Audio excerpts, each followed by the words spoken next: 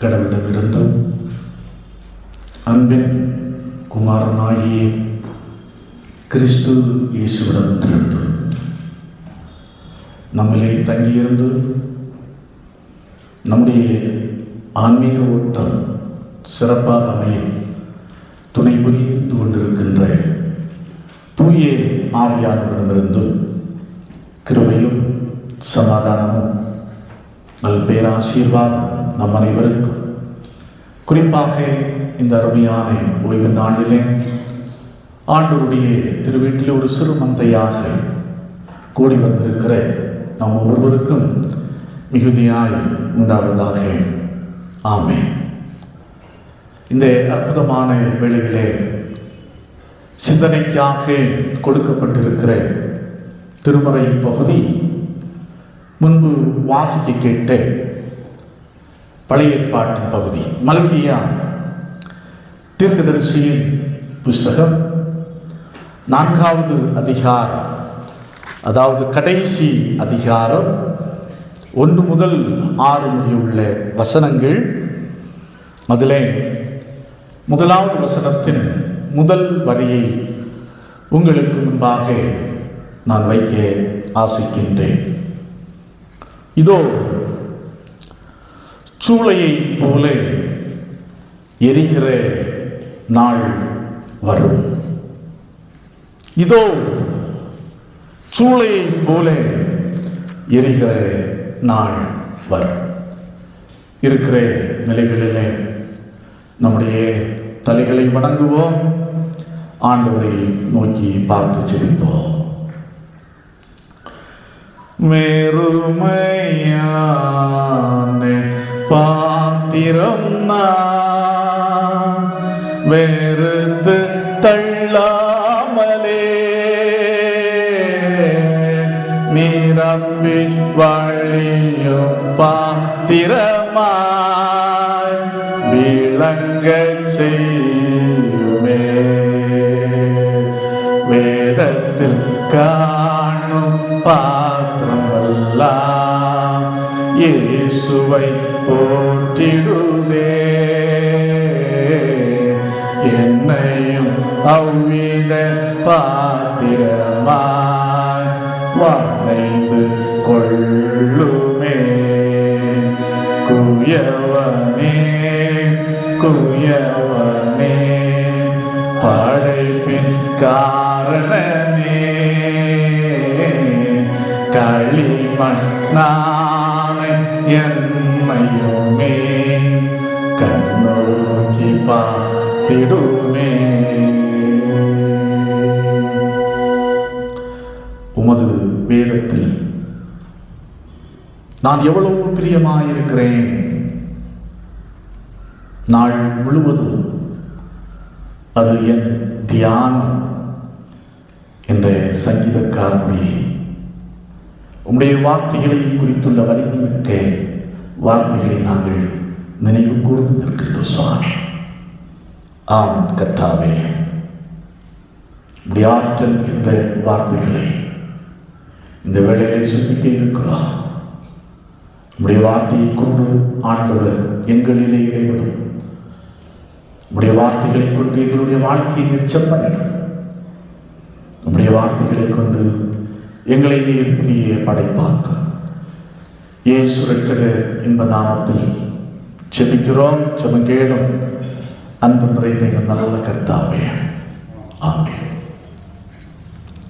கிறிஸ்துவுக்குள் அன்பானவர்களே,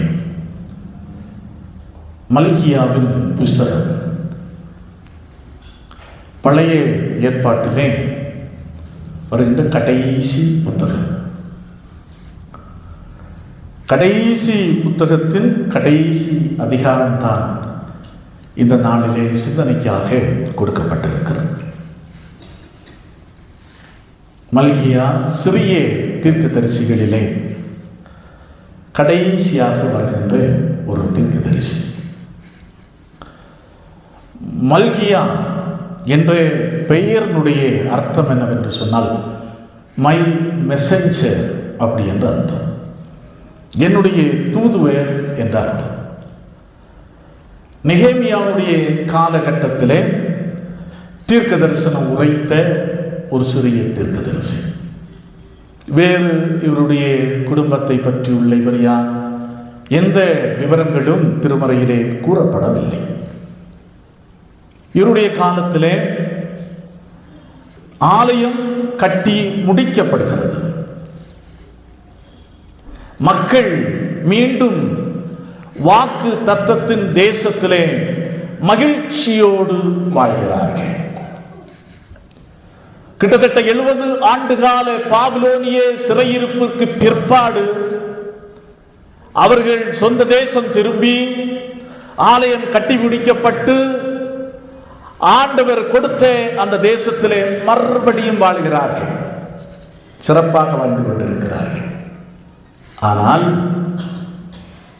அவருடைய வாழ்க்கை பார்ப்போம் என்று சொன்னால் மீண்டும் அவர்கள் திரும்பியும் அவர்கள் பாவத்திலே விழுந்தார்கள், திரும்பவும் அவர்கள் பாவத்திலே விழுந்தார்கள். இந்த சூழ்நிலையிலே தான் கடவுள் மல்கியா தீர்க்கதரிசியை கொண்டு ஜனங்களுக்கு எச்சரிப்பின் வார்த்தைகளை கடவுள் கொடுக்கிறார். இந்த மீண்டும் ஒரு அற்புதமான வாய்ப்பை கடவுள் தந்திருக்கிறார். ஆனால் அதை உணராமல் இஸ்ரவேல் ஜனங்கள் வாழ்ந்தார்கள்.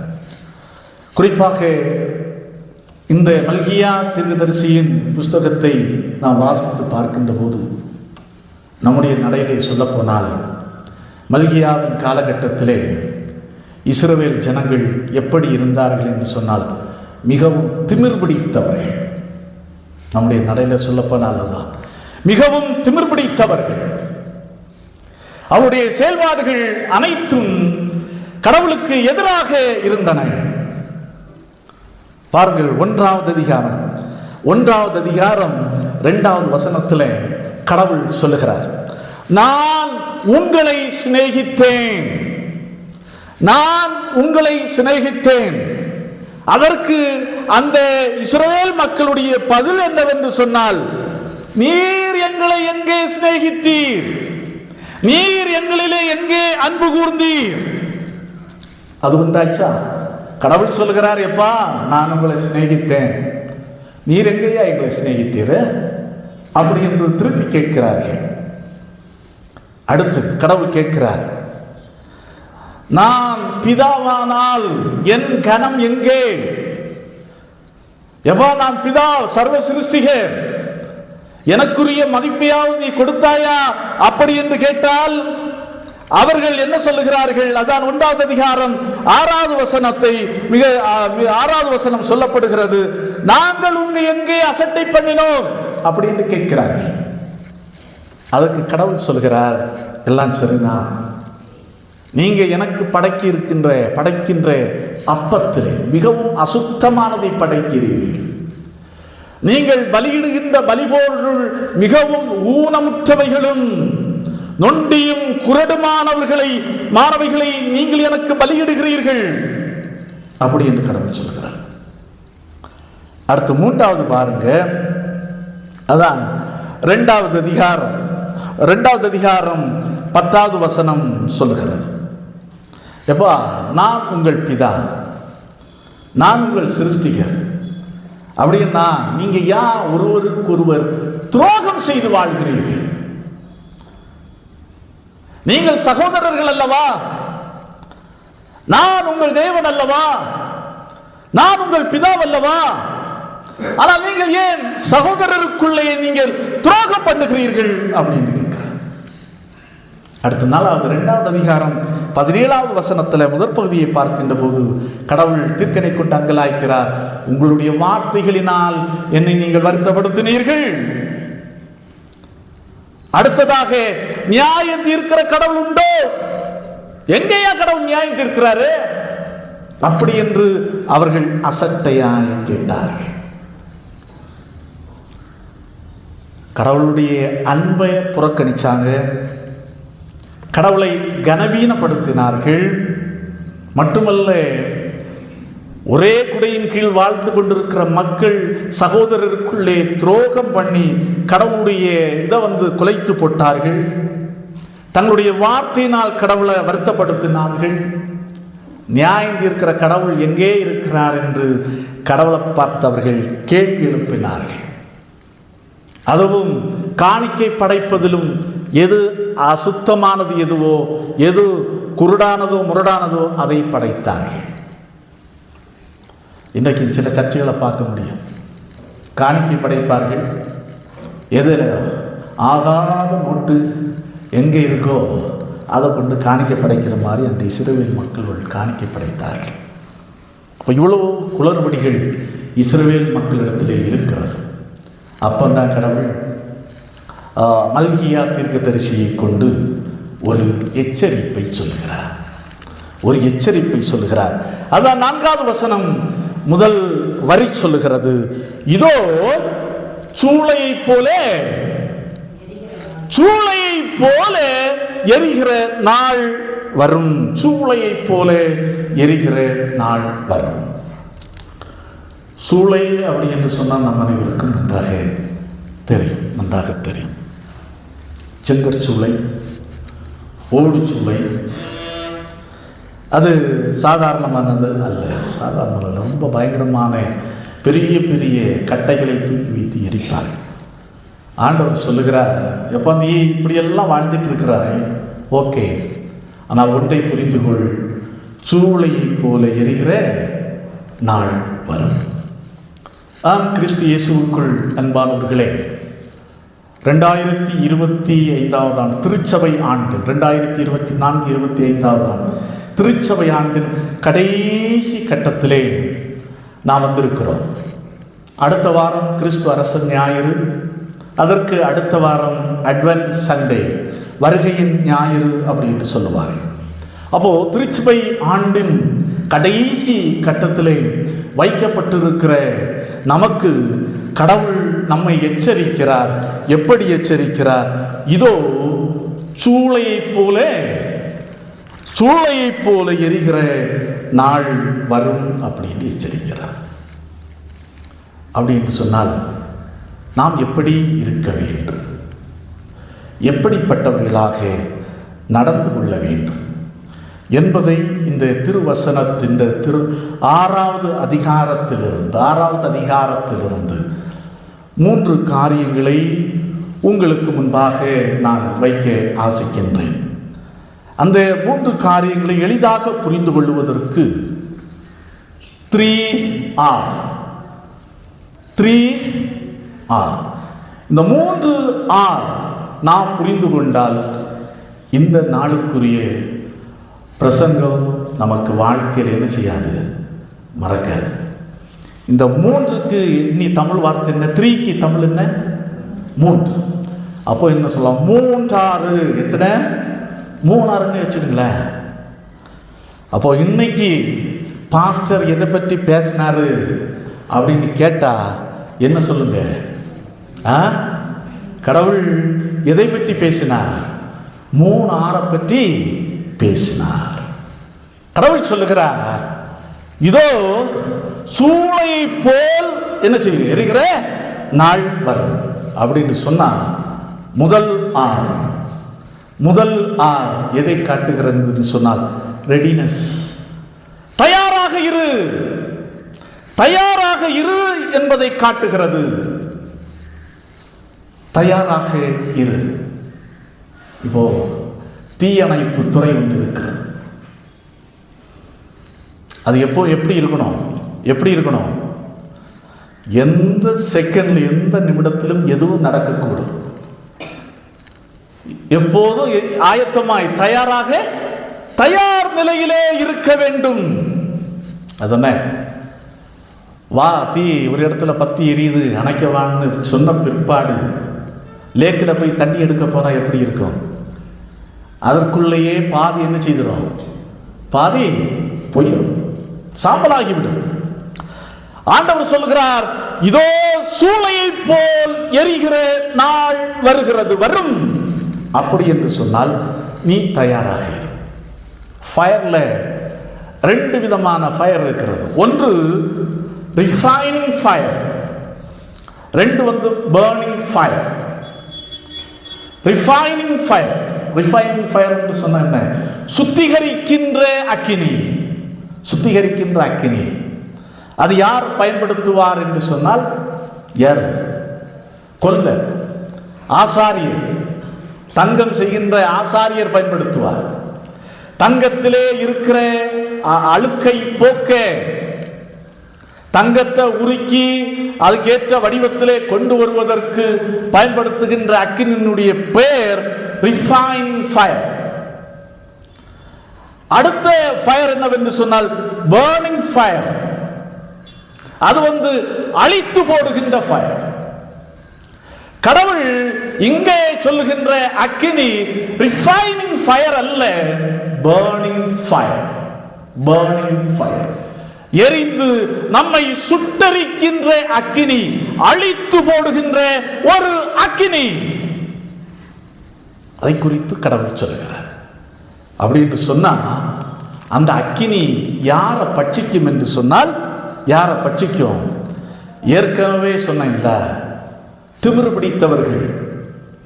எங்கேயா நீர் எங்களை அன்பு செய்தீர் என்று கடவுளை கேள்வி எழுப்பின மக்களை, பிதாவை கனவீனப்படுத்தின மக்களை, வார்த்தையினால் கடவுளை வருத்தப்படுத்தின மக்களை, சகோதரருக்கு இடையே துரோகம் செய்த மக்களை, அதாவது ஒரே வார்த்தையிலே சொன்னால் துன்மார்க்கரை அந்த அக்கினி என்ன செய்து போடும்? அழித்து போடும். அழித்து போடும். 11ஆம் தேதி, நவம்பர் 11ஆம் தேதி, இதே ஆண்டுதான், 2 நாட்களுக்கு முன்பாக வைத்துக் கொள்ளுங்களேன், அரியலூர்ல ஒரு எல்பிஜி கேஸ் சிலிண்டர் ஏற்றி வந்த லாரி டிரைவருக்கு கட்டுப்பாட்டை இழந்து விழுந்து கவிழ்ந்து தீ பிடித்தது. சாதாரணப்பட்ட தீ இல்லை, இந்த வண்டியில் இருந்த சிலிண்டர் முழுவதும் வெடித்து தீ பிடித்தது. ஆனால் தப்புவதற்கு யாருமே வாய்ப்பே இல்லை அப்படின்னு சொல்லக்கூடிய அளவுக்கு தான் இருந்தது. ஆனால் அப்பேற்பட்ட தீ பிளம்புகளின் நடுவிலேயும் ஒருவர் கெத்தா வெளியே வந்தார். யார் தான் என்று சொன்னால் அந்த லாரியினுடைய டிரைவர். அப்பேற்பட்ட பர்னிங் ஃபயர்ல ஒருத்தர் வருகிறார் என்று சொன்னால் மிகவும் ஆச்சரியத்திற்குரிய காரியம். ஆண்டவர் சொல்லுகிறார், சூளையை போல எரிகிற நாள் வரும். ஆனால் அது யாரை ஒன்றும் செய்யாது, யாரை ஒன்றும் செய்யாது. கடவுளுக்கு பயப்படுகிற மக்களை, கடவுளுக்கு அஞ்சி வாழ்கிற மக்களை, கடவுளுக்கு பிரியமான மக்களை அந்த அக்கினி என்ன செய்யாது? ஒன்றுமே செய்யாது. ஆனால் கடவுளுக்கு எதிராக திமிரு பிடித்து வாழுகிற மக்கள் பாருங்க, அதான் சொல்கிறது 1வது வசனத்தின் கடைசி பகுதி, அது அவர்களுக்கு வேரையும் கொப்பையும் வைக்காமற் போகும் என்று சேனைகளின் கர்த்தர் சொல்கிறார். அந்த அக்கினி சாதாரணமான அக்கினி அல்ல, வேரையும் சுட்டரிக்கும், கொப்பையும் சுட்டரிக்கும். அப்படி என்று சொன்னால் வேறு இருந்துச்சுன்னு வச்சுக்கோங்க, அடுத்த மலைக்கு அதிலிருந்து என்ன செய்கிறோம்? அப்படியே தளிர் விடும்.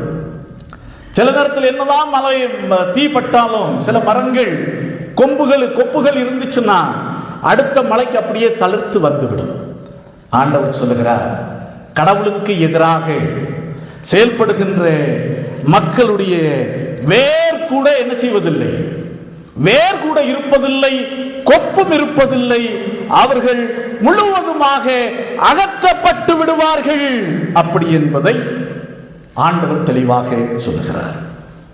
ஆகையினால தயாராக இருங்கள். பாருங்க, அதே நேரத்தில் வேதம் சொல்லுகிறது எப்படி அவர்களுடைய வாழ்வு, கடவுளுக்கு பயந்தவர்கள் எப்படி இருப்பார்கள்?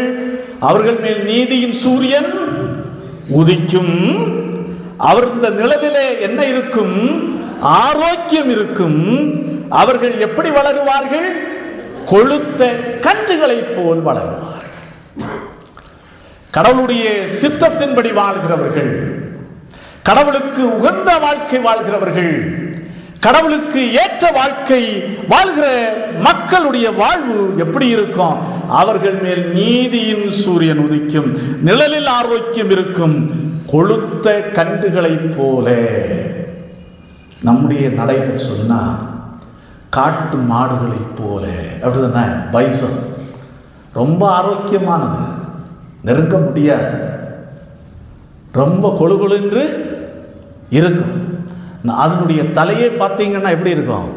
நம்முடைய சாதாரண மாட்டுக்க 2 மாட்டுக்க தலை மாறி அந்த அளவுக்கு பெருசு.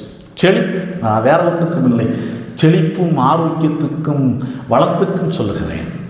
அந்த அளவுக்கு வாழ்வு இருக்கும் அப்படின்னு சொல்கிறேன். ஆகையினால் தான் சொல்கிறார், தயாராகிருங்கள், ரெடியாகிருங்கள், ரெடினஸ். அப்போ நாம் உண்மையாகவே கடவுளுடைய நாளிலே, இந்த அக்கினி சூளை வெளிப்படுகின்ற நாளிலே நாம் தப்புவதற்கு அப்ப என்ன செய்யணும்? கடவுளுக்கு பயந்த வாழ்க்கை. எல்லாவற்றுக்கும் மேலாக வேதம் அழகாய் சொல்லுகிறது தான் மல்கியா தீர்க்கதரிசியின் புஸ்தகம் 3வது அதிகாரம் 16வது வசனம் சொல்லுகிறது என்னவென்று சொன்னால், கர்த்தருக்கு பயந்தவர்கள், 2வது பகுதி, கர்த்தருக்கு பயந்தவர்களுக்காகவும் அவருடைய நாமத்தை தியானிக்கிறவர்களுக்காகவும் ஞாபக புஸ்தகம் ஒன்று அவருக்கு முன்பாக எழுதப்பட்டிருக்கிறது. அப்போ நான் கடவுளுக்கு பயந்து வாழ்கிறேன், கடவுளுக்கு அஞ்சி வாழ்கிறேன் என்று ஒருவேளை நாம் சொல்லிக் கொண்டிருக்க முடியும், மார்த்தட்டி கொண்டிருக்க முடியும். ஆனால் ஒன்றை நாம் புரிந்து கொள்ள வேண்டும், கடவுள் தம்முடைய சமூகத்திலே ஒரு புத்தகத்தை வைத்திருக்கிறார். அந்த புத்தகத்திலே, ஞாபக புத்தகத்திலே நம்முடைய பெயர் என்ன செய்யப்பட வேண்டும்? எழுதப்பட்டிருக்க வேண்டும். நமக்கு சர்ச்சில் மெம்பர்ஷிப் ரெக்கார்டு ரெஜிஸ்டர் மெயின்டைன் பண்ண மாதிரி கடவுள் ஒரு ஞாபக புஸ்தகத்தை வைத்திருக்கிறார். அப்போ அதுல இடம் பிடிக்கணும், இவன் உண்மையாகவே கடவுளுக்கு பயந்தவன் தான். இந்த அக்கினியில் இருந்து தப்புவதற்கும் நீதியின் சூரியன் உதிக்கப்படுவதற்கும் செழுமையாய் வாழ்வதற்கும் ஆரோக்கியமாய் ஜீவிப்பதற்கும் தகுதியுடையவன் தான் என்ற பெயர் ஆண்டவர் வைத்திருக்கிற ஞாபக புஸ்தகத்திலே எழுதப்பட்டிருக்க வேண்டும். அப்படி என்று சொன்னால் அதற்கு நாம் தயாராக எப்போதும் ஆண்டவரை பற்றியுள்ள அச்ச உணர்வோடு நாம் வாழ வேண்டும். அப்படி என்று சொன்னால் நாம் எதை கண்டும் நாம் பயப்பட வேண்டிய அவசியம் இல்லை. அதான் இன்றைக்கு வாசித்து கேட்ட நற்செய்தி பகுதியில் மிக அருமையாக, மிக தெளிவாக நாம் வாசிக்க கேட்டோம். கடவுளுடைய இயேசு கிறிஸ்து மறுபடியுமாய் இந்த உலகத்திலே கடந்து வருகின்ற போது பூமி அதிர்ச்சிகள் உண்டாகும். அடுத்ததாக பார்க்கும்போது நீங்கள் எல்லாராலும் பகைக்கப்படுவீர்கள் அப்படி என்றெல்லாம் கடவுள் பட்டியலிடுகிறார். ஆனால் கடைசியாக ஒரு காரியத்தை சொல்லுகிறார். என்ன சொல்லுகிறார் என்று சொன்னால், லூக்கா 21வது அதிகாரம் 18வது வசனம் சொல்லுகிறது, உங்கள் தலைமயிரில் ஒன்றாகிலும் அழியாது. இதுதான் கடவுளை பற்றியுள்ள பய உணர்வோடு, அச்ச உணர்வோடு, கடவுளுக்குரிய கனத்தை செலுத்தி வாழ்கிற மக்களுடைய வாழ்க்கை.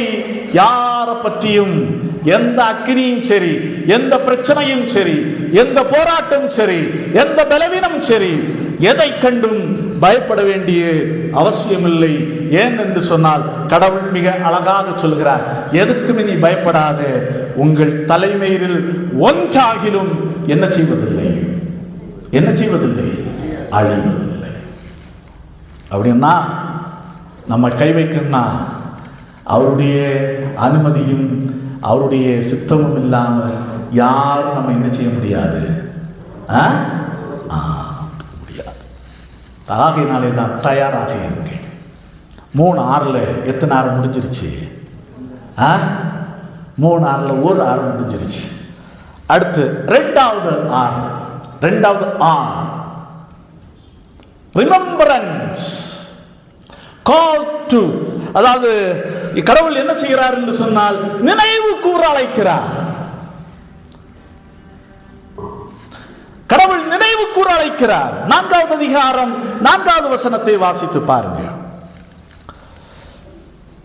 ஓரேபிலே இஸ்ரவேல் எல்லாருக்காகவும் என் தாசனாகிய மோசேக்கு நான் கற்பித்த நியாய பிரமாணமாகிய கட்டளைகளையும் நியாயங்களையும் நினையுங்கள். சூளையை போல எரிகிற நாள் வரப்போகிறது. ஆகையினால தயாராயிருங்க, ரெடியாயிருங்க. 2வதாக சொல்கிறார், ரிமெம்பர், நினைவு கூறு. எதை நினைவு கூறு? கடவுளுடைய வார்த்தையை நீ என்ன செய்ய?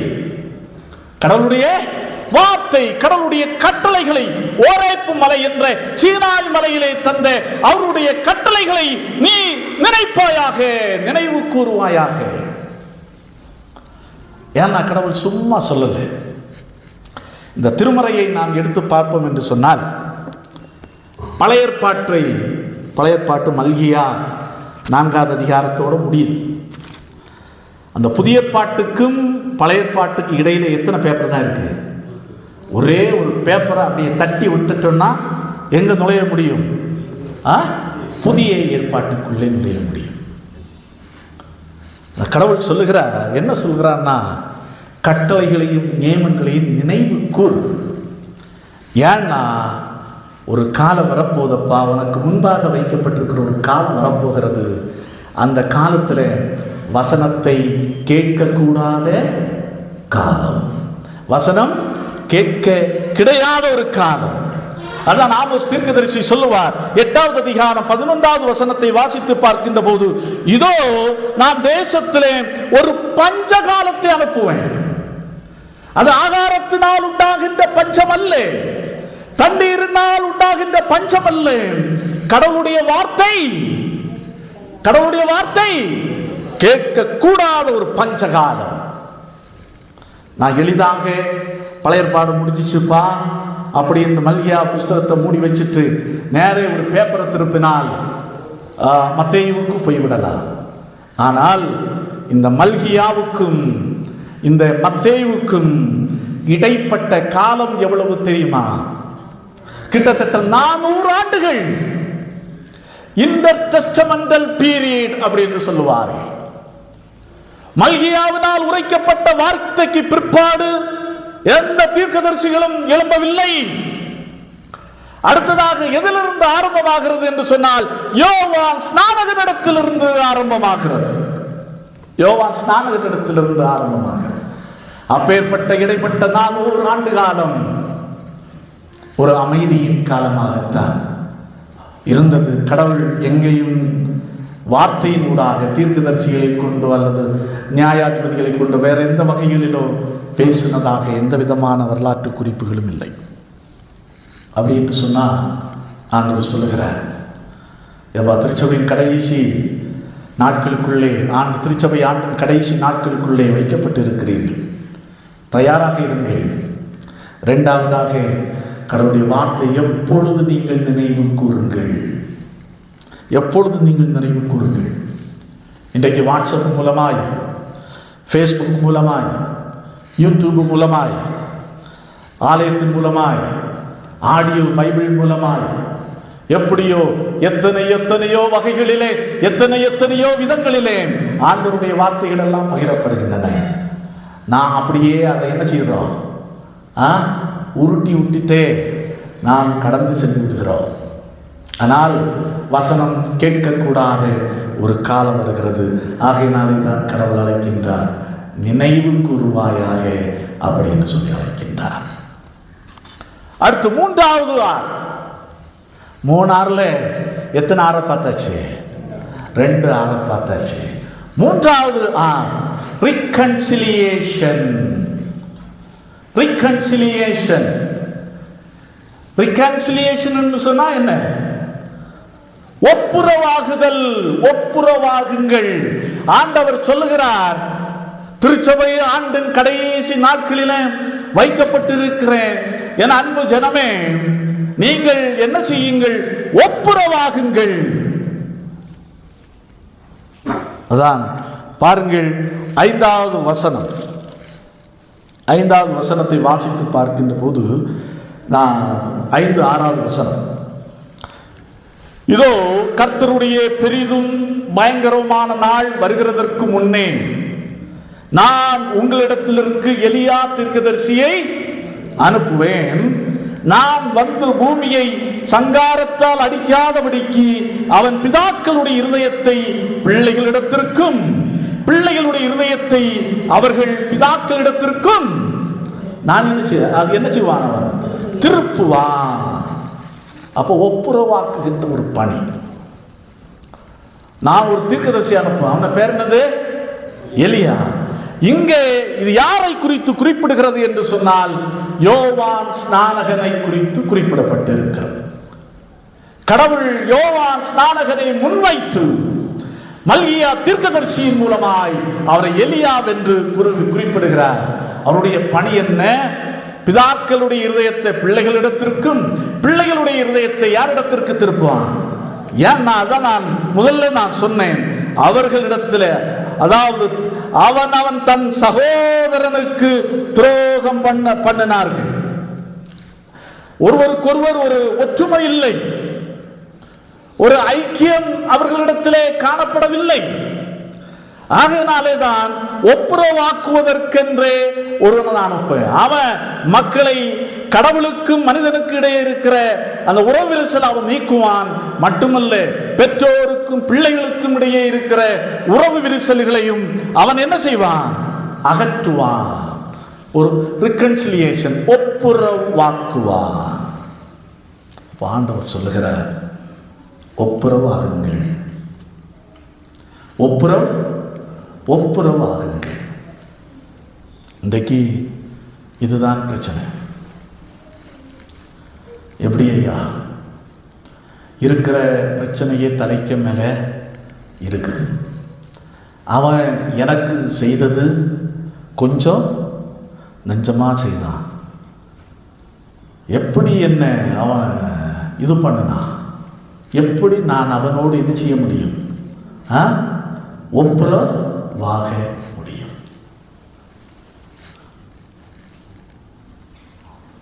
பாருங்க, இயேசு கிறிஸ்து இந்த உலகத்திற்கு வந்ததும், தன்னை சிலுவையிலே பலியிட ஒப்பு கொடுத்ததும், தன்னுடைய இரத்தத்தை சிந்தினதும் எதற்காக? நம்மை ஒப்புரவாக்குவதற்காகத்தான். கடவுளுக்கு நமக்கு இடையே இருந்த இந்த பெரிய விரிசலை தம்மை பலியிட்டதன் மூலம் அவர் நம்மை ஒப்புரவாக்கினார். தம்முடைய இரத்தத்தை கொண்டு நம்மை ஒப்புரவாக்கினார். இன்னைக்கு ஒப்புரவாக்குவதற்கு நமக்கு மனசு இல்லை. ஒரு சாதாரண பிரச்சனைகளுக்கும் எங்கே தான் போகிறோம்? எங்கே தான் நாடுறோம்? போலீஸை நாடுகிறோம். அடுத்ததாக கோர்ட்டை நாம் நாடுகின்றோம். அதான் வேதம் மிக அழகாக சொல்லுகிறது. வாருங்கள், பவுலடிகளார் சொல்வார். 1 கொரிந்தியர் 6வது அதிகாரம், 1 கொரிந்தியர் 6வது அதிகாரத்தை நாம் வாசித்து பார்க்கின்ற போது தெளிவாய் கண்டுகொள்ள முடியும். 6வது அதிகாரம் முதல் வசனத்தை வாசிங்கள், பார்க்கலாம். உங்களில் ஒருவனுக்கு வேறொருவனோடு வழக்குண்டானால் வழக்காடும்படி அவன் பரிசுத்தவான்களிடத்தில் போகாமல் அநீதக்காரிடத்தில் போக துணிகிறது என்ன? ஆண்டவர் முற்றிலுமாய் வெறுக்கிறார். நீ பரிசுத்தவான்களிடத்தில் உன்னுடைய பிரச்சனைக்கு தீர்வு காண முற்படாமல் ஏன் நீ போற? சில காரியங்கள் நமக்கு மேலே திணிக்கப்படுகின்றன. சில வழக்குகளும் சில பிரச்சனைகளும் நம்ம மேலே என்ன செய்யப்படுகின்றன? திணிக்கப்படுகின்றன. அதை நாம் சந்தித்தே ஆக வேண்டும். ஆனால் ஆண்டவர் சொல்கிறார், ஒப்புரவாக. முதலாவது நீ என்ன செய்ய? ஒப்புரவாக. அது குடும்பத்திலேயா இருக்கலாம், சமூக வாழ்க்கையாக இருக்கலாம், திருச்சபை வாழ்க்கையாக இருக்கலாம். இந்த ஒப்புரவாகுதல் அதான். அவைகள் இருந்தால்தான் ஆண்டவருடைய நாளிலே நான் இன்றைக்கு வாசித்து கேட்ட சங்கீதத்தின் கடைசி பகுதி அழகாக சொல்கிறது. பாருங்கள், 98வது சங்கீதம் கடைசி வசனம். வேகமாக வாசியுங்கள், முடிக்கிறேன். அவர் பூமியை நியாயம் தீர்க்க வருகிறார். பூலோகத்தை நீதியோடும் ஜனங்களை நிதானத்தோடும் நியாயம் தீர்ப்பார். நியாயம் தீர்க்கின்ற நாள் என்று ஒன்று இருக்கிறது. ஆகவே நீங்கள் இந்த மூன்று ஆறுகளை உங்களுடைய வாழ்க்கையில் நீங்கள் நிச்சயமாய் அபியாசித்துக் கொண்டு அதை வாழ்க்கையிலே செயல்படுத்துவீர்கள் என்று சொன்னால் நிச்சயமாய் ஆண்டவருடைய சமூகத்திலே வைக்கப்பட்டிருக்கிற அந்த ஞாபக புஸ்தகத்திலே நம்முடைய பெயர் எழுதப்படும். எந்த சூழ்நிலையும் மாறினாலும், எந்த ஆட்சி அதிகாரம் வந்தாலும் நாம் பயப்பட வேண்டிய அவசியமே இல்லை. அப்போ நான் எப்படி இருக்கணும்? ஃபர்ஸ்ட் என்ன? ஃபர்ஸ்ட் முதல் ஆறு என்ன? ரெடினஸ். ரெடியாரு? ரெண்டாவது ஆறு ரிமெம்பரன்ஸ், நினைவு கூறு. கடவுளுடைய வார்த்தையை படி, ஞாபகத்தில் வை, அதை நீ சிந்தித்துக் கொண்டே இருப்பாயாக. 3 ரிகன்சிலியேஷன், ஒப்புரவாகு. நிச்சயமாய் நீங்கள் 3 இருப்பீங்கள் என்று சொன்னால் உங்களுடைய வாழ்க்கையும் 3 இருக்கும். 3 அப்படி செல்விக்கான ஒரு இடம், குளிர்ச்சிக்கான கொடைக்கானல் மாதிரி குளிர்ச்சிக்கான ஒரு இடம், வளமான வாழ்வுக்கான ஒரு இடம்தான் அந்த இடம். அதே போல உங்களுடைய வாழ்வும் 3 திகழும். ஆண்டவர் தாமே இந்த வார்த்தைகளை கொண்டு நம் ஒவ்வொருவரையும் ஆசீர்வதிப்பாராக. எல்லா புத்திக்கும் மேலான தெய்வ சமாதானம் உங்கள் இருதயங்களையும் சிந்தனைகளையும் கிறிஸ்து இயேசு நாமத்தால் காத்துக்கொள்வதாக. ஆமென். ஆமென்.